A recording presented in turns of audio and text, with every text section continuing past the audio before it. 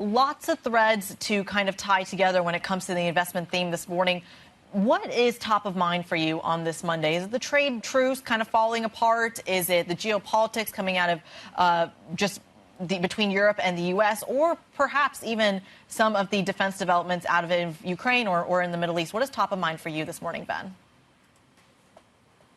Top of mind for me are two things, Kriti. One is the geopolitics that you mentioned that is keeping gold very well bid, and I think that gold has short-term potential. But longer term, I'm a bit bearish on gold.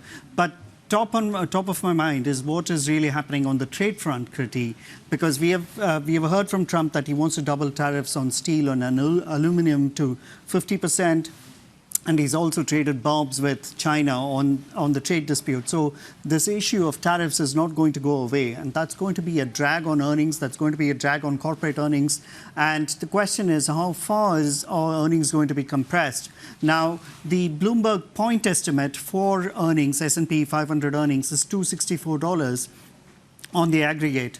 Now, even assuming, taking it at face value, and assuming an 18 times earnings multiple would give you then would put the S&P around 4,800. We are about 1,100 points higher than that. Obviously, there's got to be an earnings compression from here, Kriti, because what the S&P, what investors are willing to pay on the S&P is like 23 times earnings. I don't think that is sustainable. That is sustainable in an environment where 2023, where we saw that magnificent 7 Boeing earnings, and investors were willing to pay for those earnings. But 23 times, to put it in historical perspective, the long-term earnings yield of the S&P is about 5.2% or 17.2%, 17.2 times earnings multiple. We are 23 times, as I said, and that is not sustainable. And I think that's got to come down, especially in an environment where the visibility on earnings is not very clear. All right, Ben, and just take us through what to expect on Thursday, because, of course, we're looking ahead to the ECB meeting, a cut fully priced by a quarter point, and it doesn't look like we're going to get much of a signal on what lies ahead. So is this going to be a nothing burger of a meeting?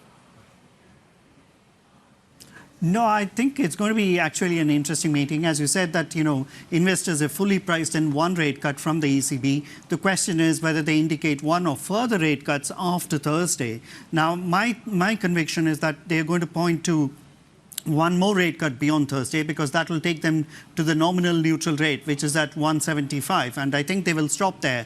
The question is if they go beyond there, but that will come down to trade tariffs and all those uncertainties hanging over Eurozone. But I don't think that if you look at some of the governing council members, nobody has given an inkling that they're willing to go below 175. So I think that is an ECB that is almost done on rate cuts is going to be very positive for the euro and negative for the dollar. Yeah.